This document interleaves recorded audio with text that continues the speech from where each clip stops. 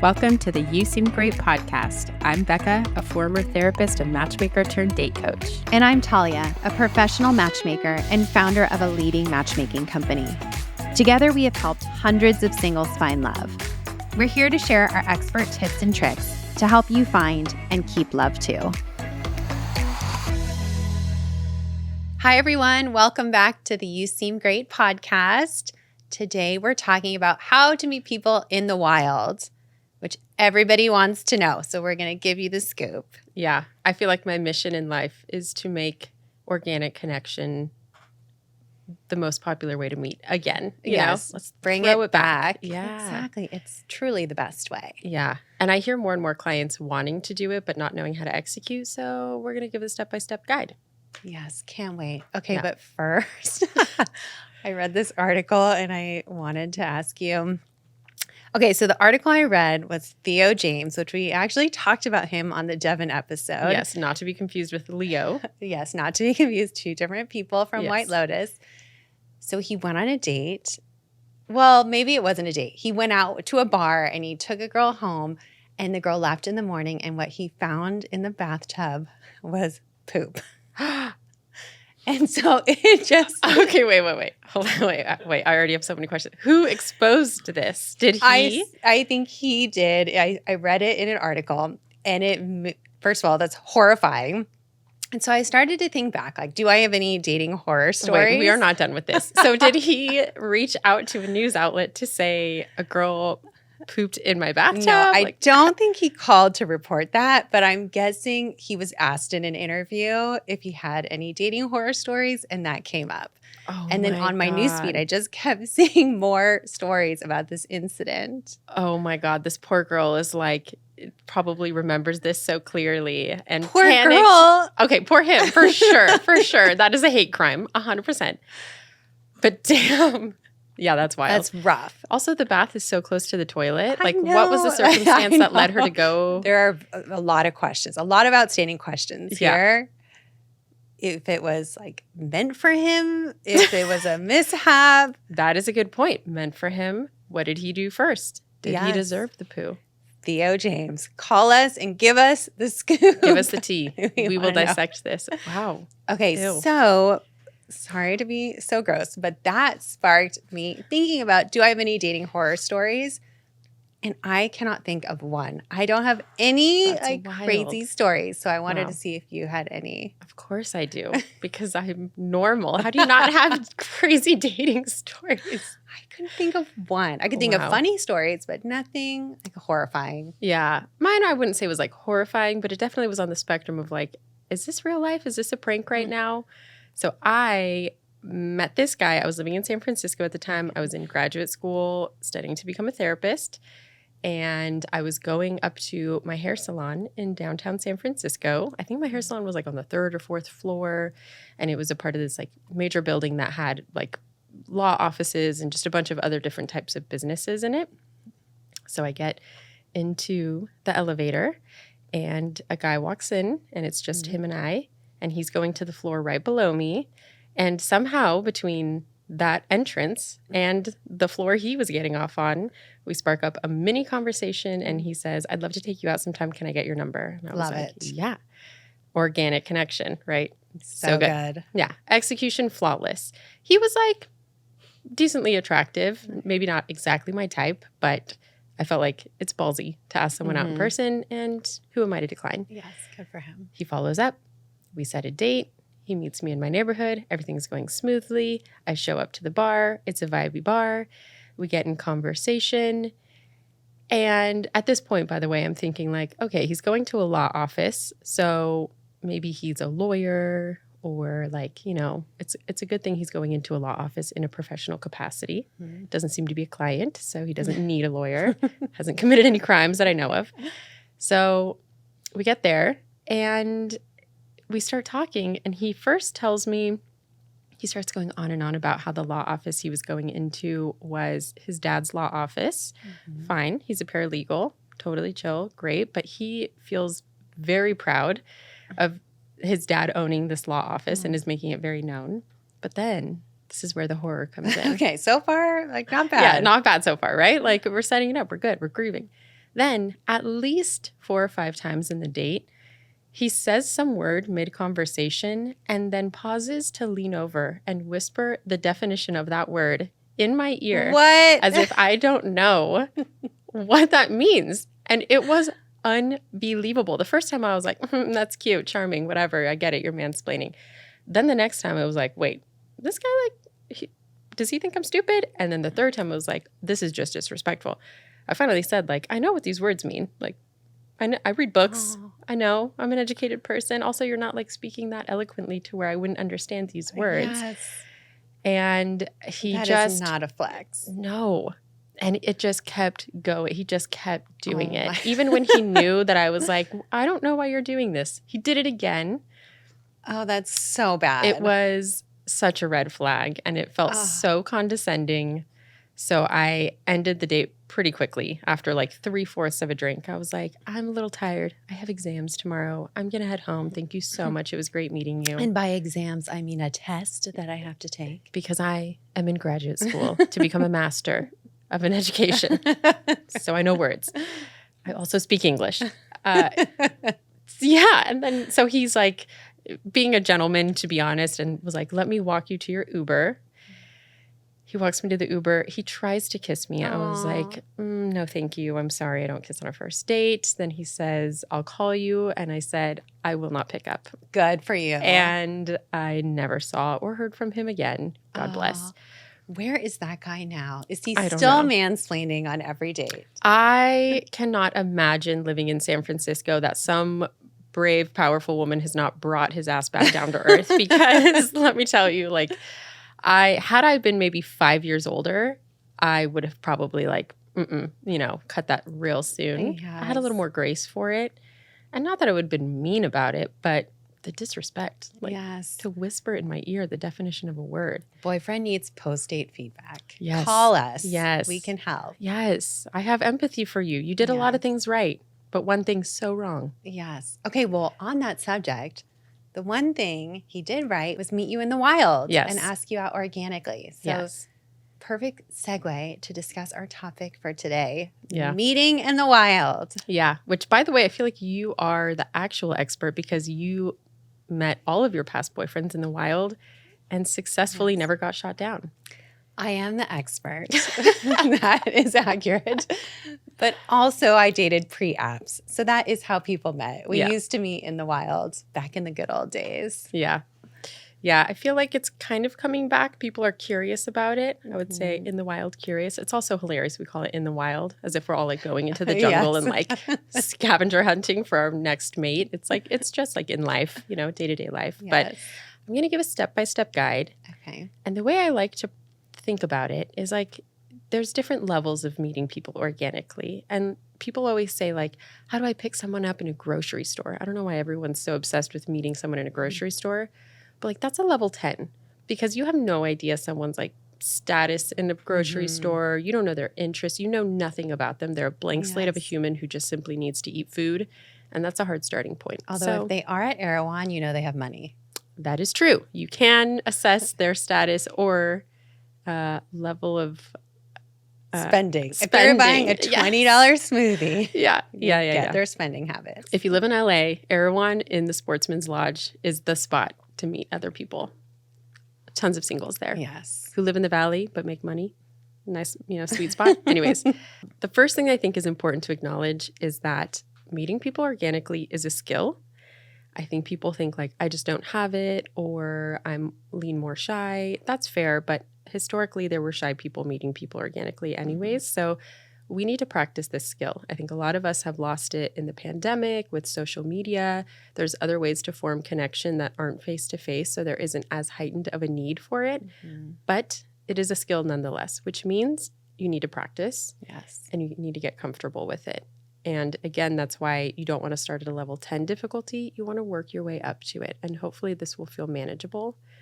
The other thing that's really important to note is you need to start to rewire your brain to realize that this is a much slower pace than the dating apps. If you have been on the dating apps for many years and you're used to that pace of swiping through singles, it will feel at first like this method is pretty ineffective. But it takes time. It's a different pace, and it's meant to be that way because the connections are, it's hard to come by connection, just generally speaking. And so when you're meeting people organically, like it's going to take a little bit more time. That's why it's nice to do it in conjunction with matchmaking or the dating apps, because the pros and cons of each one kind of offset each other, and then you feel like you have a couple different avenues to meet people. 100%. Dating portfolio. Yeah. Okay, going back to the meeting at a grocery store, level 10. Yeah. It's like, what would be a level 1 or 2? Like, what is a baby step that you can do to practice getting out there? Okay. So let's assume your life does not allow for new connection very often. The very first thing you want to do, if you're uncomfortable, is start going out and leaving your cell phone either in your pocket or in your purse. I've said this in other episodes, and I will say it till I'm blue in the face. Put your fucking cell phones away. Yeah. Shove it down their throat. Yeah. Put your cell phones away. Because even if it is simply in your hand, you are indicating to other people that you could be connecting with someone else at a moment's notice. And the truth is, very few of us are actually comfortable approaching people in the wild. So we are going to be hyper aware to openings and moments of opportunity. And if someone has their phone in their hand, it just feels like they're a step away from being connected to anybody else that is on the other side of that phone. Well, if you see somebody with their phone, that person is essentially saying, do not talk to me. 100%. Like, that's the message. Yeah. I'm busy now. I can't be interrupted. Do not talk to me. Yeah. Same with headphones, obviously. Yes. Don't pop in your headphones the first, minute you get to a place.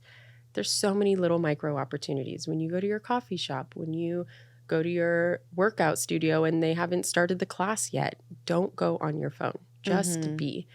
And I will say from personal experience, because I do this myself, there for sure is like a minute to 2 minutes where you feel so painfully uncomfortable.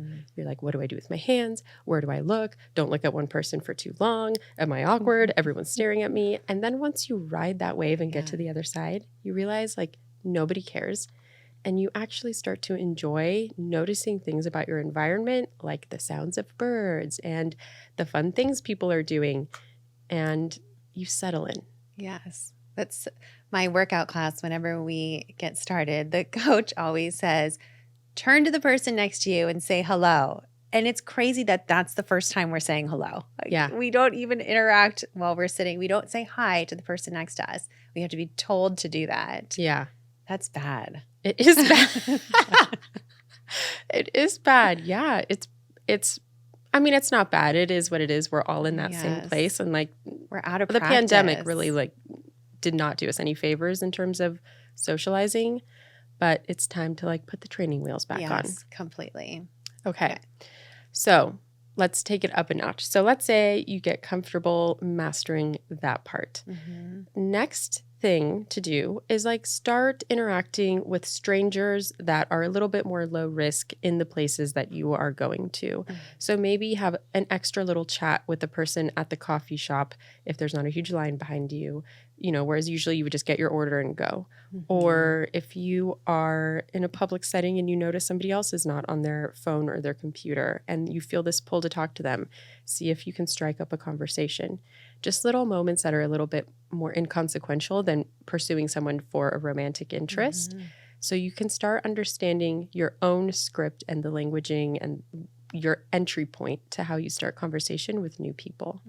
So good. And if that is even too daunting, start with saying like, can I ask you a favor? Can you pass me that cup? Or like just some in. It can be something very small, just as a baby step. And then once you master that, you can try to have a conversation. It's so true. That reminded me, when I was a kid, I was so shy. I wouldn't even I had some cousins who lived out of state, and I would be scared when they came into town to talk to them. I was the shyest kid. I was clung to my mom's leg for the first 6 years of my life. And my mom, when we would go out to a restaurant or to any kind of public setting, if I needed something like ketchup or an extra napkin, she would force me to ask for it myself. And I would cry. And sometimes I would say like, fine, I'm not going to do it. I don't need it. And I would like protest it. But she kept doing it. And it was tough love for sure. I have a Cuban mom, like, they're fierce. But it helped me so much because once I was able to break that seal and just ask for something and realize in my brain, like, there's no scary response, I'm going to be okay, I'm still safe, then you just build slowly to that. And now I'm in a profession where I literally connect with strangers every day. Yes. So in some ways, thank you, Mom, because it really taught me that, yes, like, not all of us have that skill innately. In fact, most of us are probably lean more shy if we have the choice, but those little micro moments just like open you up and make you feel more confident. Yes. Ask for the ketchup packet. Yes. We know If you want don't that need extra it. sauce, get that extra sauce. Like, live. Yeah. All right. Now you have mastered asking for the ketchup packet. You don't have your phone with you. What happens next? Now, be thoughtful and intentional with the environments that you choose to be in when you have spare time so that you can actually start connecting with people who would be in your wheelhouse. This takes some trial and error, so don't get discouraged if the first meetup you go to is a flop.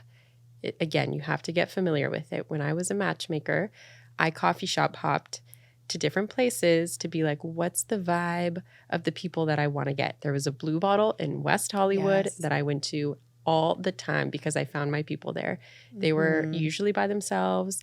They were attractive, usually single, in the age range of our clients. And I met so many people at that coffee shop. Wait, fun fact. I don't even know if you know this, but 3-Day Rule, the company, started exactly in this way.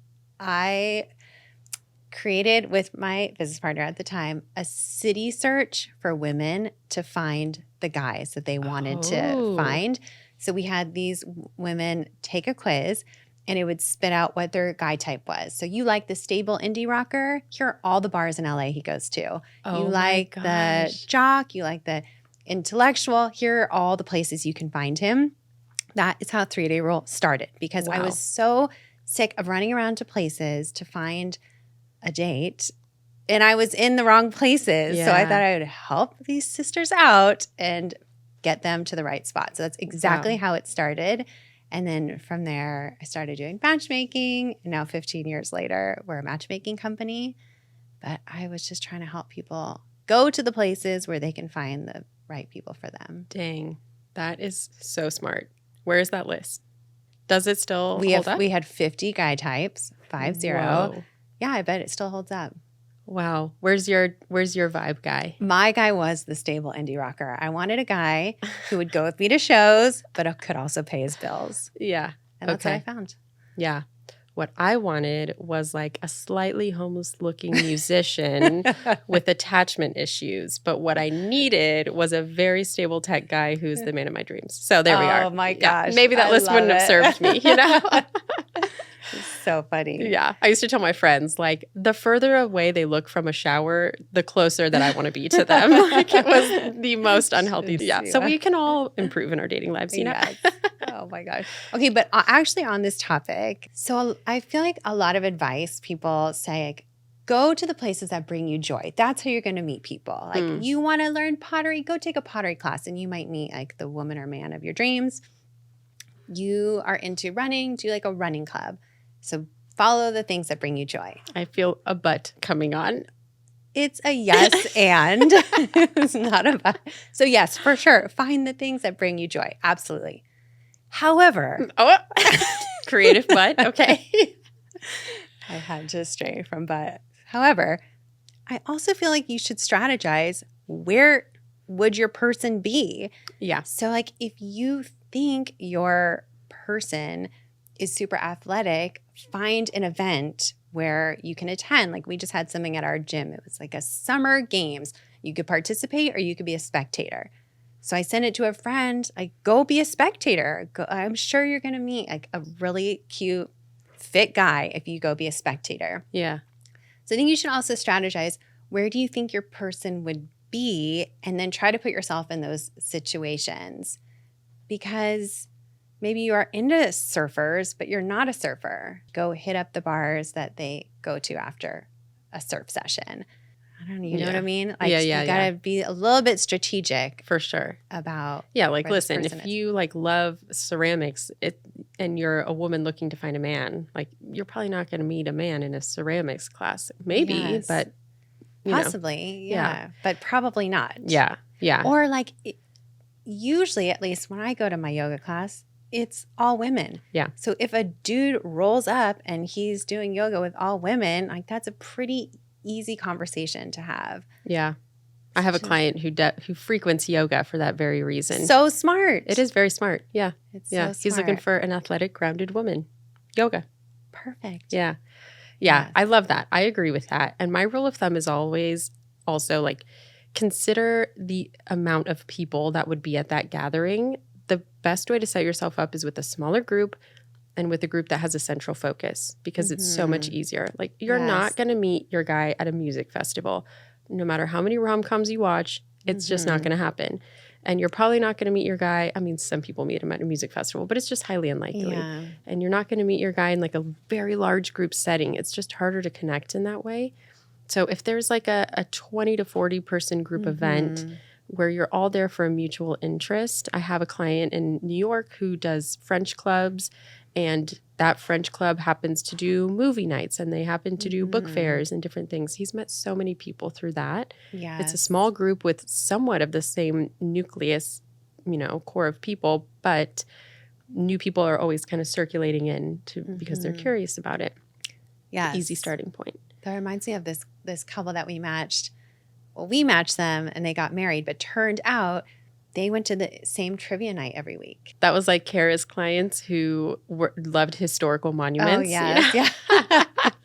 They both strangely loved that. Yeah. I mean, you will end up doing things with your partner that you're both interested in. So it's also a smart thing if you're thinking about this too. Like if you are someone who most of your friend group is now married with kids and you find yourself visiting their kids often, or you find yourself always being the single person with all your married friends, start doing things on your own with new communities because it is true that it's going to be harder to find people through those friends. They might have a single friend here or there, but they're just going to match you because you're both single, not because you're compatible. And so I feel like half the time they're like, oh, that person's not good enough for you. Yes. Like there's nobody ever good enough for you. So then they don't actually say What do you think that's code for? I think it actually is that they know too much. Like when you have friends, like their history and you feel like they're damaged goods when they're not. Yeah. But I think people get nervous to set their friends up. Yeah. I get nervous even with what I do. I'm connecting to people that I know right now and they're going on a date tonight. I'm very nervous about it. I'll report back. Yes, report back. But it is high risk. Yeah, for sure. Yeah.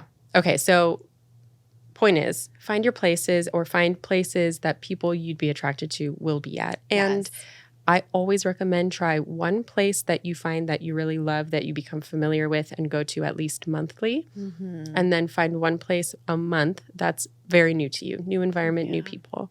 Because if you're not, again, this is all about creating opportunity. If you're not exposing yourself for new opportunity, no, it's going to be so hard to make new connections. Yes. And if you can do it alone, amazing. I always found it was helpful to bring one friend. But once you have more than two, it's hard to meet. If you're going in groups of 3 or 4, you're not as approachable. Yeah. So if you happen to have a friend that will go with you, I find that is easier. But if not, 100% do it alone. Yeah. Have a friend who's also comfortable being alone, though. Like if both of you want to be with each other, it's going to be really hard to tear that apart. I personally knew that if I had someone there, I would not branch out. I also would feel like they're watching me branch out, and that gave me just extra pressure. So I liked going alone to places so that I could be like a totally unknown person to everyone. And then whatever I did, no one had to see if I like embarrassed myself. That's so funny. I can see that. Maybe I use my friend as a crutch, but I think it's just, different preferences. Yes. And I always would pick a friend that also was looking. So we'd both be on a mission. Okay. So your phone is down. You strike up conversation with strangers. You are in environments with people that are like-minded and that you're attracted to. Now you're in the big leagues. So here is when you really need to perfect your pitch, your flow of conversation, and really start going after people that you actually want to be connecting with. So when you see someone from across the room, again, create the opportunity for connection. So your phone better be away because you're listening to this podcast. Your body position is open. It's maybe even like in their direction, hi Talia, Yes, versus 100%. like, Yes. hi Talia. You are It's trying. Like, hi, Ken. Yeah. Hi, Ken. Hi, Barbie. So you are looking in their direction. Don't be a creep, but pop your eyes over every now and then. You will lock eyes eventually and give a nice smile. Yes. You guys are now energetically hooked. Make your move. One or the other or both should start moving towards one another. Yes. Well, I will say that's exactly how I met my husband, which I've talked about before. But I walked into this party and I saw a stable indie rocker. He was wearing like Converse shoes and a nice sweater. I'm like, who is this guy? In my mind, every time you've told the story, he's in a suit, Oh, a full-blown suit. I saw black spiky hair, Converse shoe. He was like the stable indie rocker. And so I turned to my friend next to me. I said, who's that guy? Bring him over. So he went and grabbed my husband and we were able to have a conversation. Okay. So if you didn't have a friend there who could bring him over, would you have gone to him? Yes, Okay. I would have. Okay. But I'm shameless. But this is what we're teaching everyone. So yes, you would do the same. He was chatting with a group of friends. They were looking at some videos on the phone. I probably would have just walked up and be like, what are you looking at? What is this? Okay. And then what happens, Talia? Sometimes as adults, it's hard to make friends. So this works for friendship or romantic connections. And it's so simple. It's we should. So you're having a conversation with someone. Let's say we're chatting about music and we realize we like the same band. Oh my gosh, you like Florence and the Machine? I do too. They're coming to the Hollywood Bowl. We should go. That would be so fun. They're amazing live. Okay, see how I buried that? Yeah, I'm ready to go. Let's buy tickets. Yeah. I painted the picture. They're amazing live. I didn't ask you out. So it works. Yeah. Anything, an art exhibit, a restaurant, anything. We should go. It's so fun, or they're amazing live, or I've heard great things. And then a day or two later, you can send them a message, text them, like, hey, it was so nice meeting you. If you are still up for pickleball, like, I'd love to meet up, or we should go on Friday. It's so simple, but it's so effective. Yeah. Okay, but you skipped from we should to the texting exchange. Where does the number come in? So because it's like an organic conversation of we should do blah, blah, blah. Oh, yeah, we definitely should do it. Before you leave or at that moment, let me grab your number and I'll message you. Yeah. I just feel like it's such an organic conversation and you don't have to ask, will you go on a date with me? Or would you like to go on a date with me? You're just creating a plan. That's it. Yeah. And it works basically every time. Again, Talia has 100% success rate with this. So it works. Case study analysis. We should. That's it. Yeah. Test it. And as we were saying, just about baby steps, like even just test it with friends. Mm-hmm. But the key is that you have to follow through. Yeah. Yeah. Yeah, I love that. I feel like a lot of my clients are like, how do I even start the conversation? And what I always tell them is use whatever present moment is happening. Like I have a client who does running clubs in the city, in New York City. And he's like, how do I start a conversation? Just like, hey, is this your first time here? I'm like, no, like you're running mile 1 and you're like, I'm feeling rough today. How are you doing? I think this is going to be a slow run for me. Boom, you're hooked. Exactly. Like start with whatever is actually happening in your surroundings if that opportunity presents itself. Otherwise, you could say like, hey, I saw you from across the room and just thought I'd introduce myself. Then you can start the conversation from there. And if an organic we should moment doesn't come up, you still can say, it was so great talking to you. I want to go meet back up with my friends, but we should grab a drink sometime. I'd love to continue this conversation. Mm-hmm. There you go. Exactly. We should. Yeah, we should. Should we have called this podcast We Should? Possibly. Is it too late to change it? Start a new one. You seem great. We should go grab a drink. Yes. Great. I'd love to. You seem great. We should start a podcast. There you go. That's how it's done. Exactly.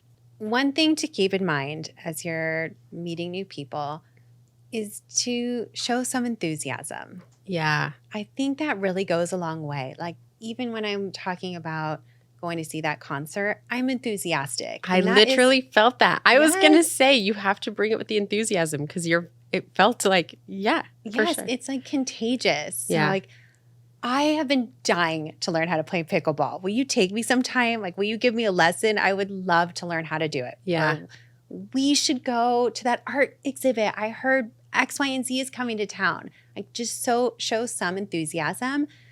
You're not even showing enthusiasm for them. It's for like the activity. So they get extra excited and they want to do it as well. Yeah. I couldn't agree more. And I think especially when we're starting to play around with opening up a little bit more, you will, as you reflect back, notice points where you probably are closing off opportunities because you get nervous and then you want to close down. I actually was recently talking to a really good friend of mine who's a total catch. She's awesome, and she has not liked the dating apps recently, so she is practicing some of this and putting herself in new situations to meet people. And she was telling me a story of how she went to this bar with some of her friends, and she met two guys who were attractive and seemed cool. So they were playing pool at the bar, which again, like Yes, great great. scenario because it's not just a bar where you drink, you play games, there's things to interact. So her first move was to go up and say, hey, how do you get your name on the list to play? Perfect. Boom. Love it. Perfect entryway. So brave, so courageous, like so proud of her. So she's telling me about this, and they're chatting while they're in line to play. And then the guy behind her is also attractive, doesn't have a partner to play with. My friend doesn't have a partner to play with. And she's next in line. And he says, hey, do you want to just play together? And she says, oh, no, I'm really bad. And I said, why? And she's like, don't worry, we still ended up playing together. But I'm like, yeah, but say like, yeah, I suck, but let's do this. We're going to kick ass. Exactly. You know? Because in that moment, you are kind of indicating like, I'm hesitant about this. Yes. So she could have made a joke. And exactly. And they ended up talking for the rest of the night. They did exchange Instagram handles, which is like a whole other thing. Yes. But we'll get to that another time. But start to really notice, like, because especially in a heterosexual, like traditional heterosexual situation, if a man is starting to learn the process of pursuing a woman, again, like I can't stress this enough, he's going to be hyper aware of any indications that she's closed off because it is such a vulnerable thing to do right now. So if you give any inkling of like, no, or maybe, or shut down, or aren't enthusiastic, he's looking for openness and reciprocity in the conversation and any signs that you have a boyfriend. Those are the three things he's going to be tracking, whether it's conscious or not. So if you close off an opportunity, then he might not ask for your number, and then that opportunity was missed. So those opportunities, like you have to kind of keep stretching out of your comfort zone so that you don't retreat back in and close off from a perfect opportunity. Yes, that's such a great story. Yeah. Yeah. I met one of my boyfriends at a Lakers game. He just happened to be sitting next to me. I feel like sporting events are a really great way to meet people. That's hard. That's a big crowd. Well, you focus on the person right next to you or right in front of you, and you have to sit there for a long time. That's true. And it's like, you're enthusiastic and high-fiving. That's true. I went to a Leon Bridges concert alone at the Wiltern, and the guy next to me was with his sister. And when she left to go to the bathroom, he's like, hey, so you here alone? I was with my now husband at the time. He was my boyfriend. So we struck up conversation, and I let him know I had a boyfriend. But yeah, that is true. Like it's just about luck at that point. Are you around people who you're interested in? Yeah. That guy was fascinating though. He was an actor. And Were you single? I was single. Yeah, okay. He was amazing. We dated. Oh, you did? Yeah. Oh, you said you met your boyfriend? Well, I met him at a Lakers game, and he was really nice. He was an actor, and he would take me back to his house, and we would watch his Jack in the Box commercials. Are they? No, that's Carl's Jr. I was going to say, did he say if it doesn't get all over the place? Like, wait, what's the whole, Jack in the Jack Box? in the Box head, like the round. He wore the head? Oh my God. He is Jack in the Box. No, he's not Jack in the Box. Talia Goldstein dated Jack in the Box, the actual Jack in the Box. No, he wasn't. And she's vegan. You are vegan. He was not in the box, but he was in the commercials. What's his name? His name is he actually was so awesome. He maybe wasn't the biggest actor, but he had all these actor friends. And one time I had a family friend that was in the hospital, and he got Matt Damon to come with me to the hospital to spend a day with this kid.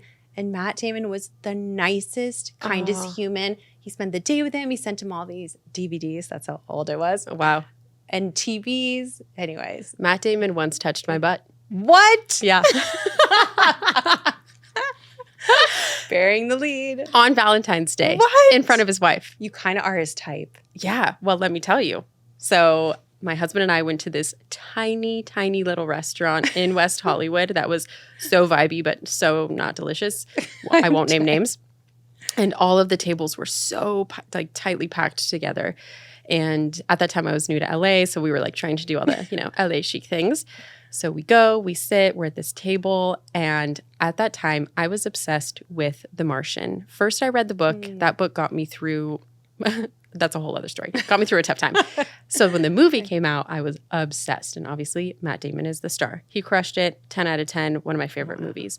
So it was right after that came out. And my husband knew my obsession with Matt Damon. And he says, do not turn around. But Matt Damon and his wife and a group of friends just sat down at the table behind you. And I was like, you are dead to me. Can I marry him? Oh my gosh. This is over. I need to immediately break up with you. So I'm playing it cool. I'm like, I don't care about celebrities. I'm in LA all the time. And I have to go to the bathroom at a certain point. So I have to shimmy past. And my options were go facing front or facing back towards my husband.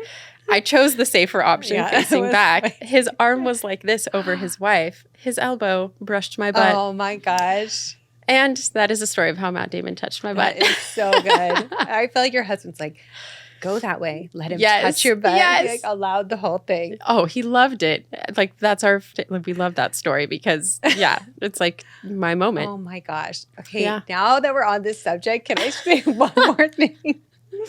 One night I was in Santa Barbara. It was actually my birthday. It was on Super Bowl. And the only people at the restaurant were, I was with my husband, a couple friend, John Mayer and Katy Perry. Oh. And Katy Perry came and sat on my husband's lap and they shared a margarita and they were so fun. And John Mayer was the coolest. She sat on his lap while she drank the whole margarita? They shared a margarita. They swapped spit. Wow. I think they did. And then they invited us to a strip club, which we declined. Were you getting swinger vibes at this point? I don't know. They were so cool. I was trying to play it way too cool because I worked in Hollywood and we should have gone to the strip club. But they invited, and then it was all over TMZ that they went. Oh my God. It was a really fun night. Dang. I love her songs. They amp me up. Yeah, she's so That good. Lion song, that's a good one before a date. That makes you feel invincible. Like you will slay that date if you listen to Katy Perry. Okay. What is it, Roar or like a lion? That's the perfect way to sum up this Meet in the Wild section. Okay. Is listen to Roar and you too can get your butt touched by Matt Damon. You heard it here, guys. It's hot take. All of a sudden, we're TMZ. Yeah. We're no longer a dating show. The world needs to know that Matt Damon touched my butt. Yeah, I agree. Headline. Yeah. Okay, we'll wrap up this episode of You Seem Great, How to Meet in the Wild. If you have any questions, feel free to DM us at You Seem Great Podcast on social media. Until next time, good luck out there. Bye. Thank you for joining today's episode of You Seem Great. You can find specifics of the episode in our show notes. Want more? Follow us at You Seem Great Podcast on social media. Dating is hard. We're here to help.